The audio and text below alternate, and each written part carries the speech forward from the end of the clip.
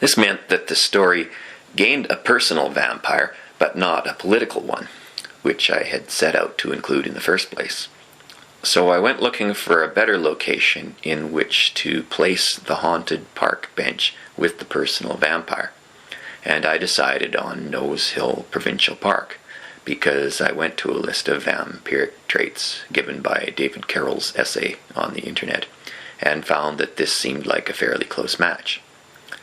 As a political and preserved natural entity, Nose Hill Park doesn't age in the conventional sense.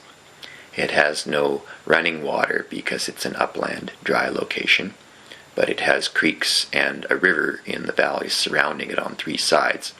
So this would be like a confinement of the vampire who can't cross water.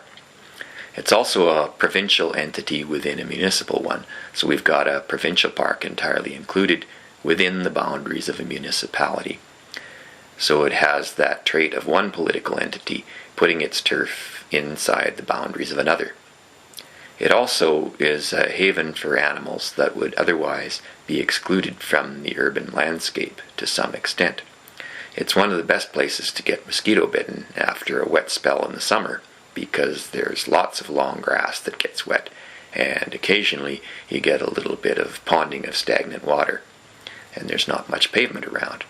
So you have all the things that are conducive to breeding mosquitoes, and you get them in greater concentrations in the park than in the areas surrounding it.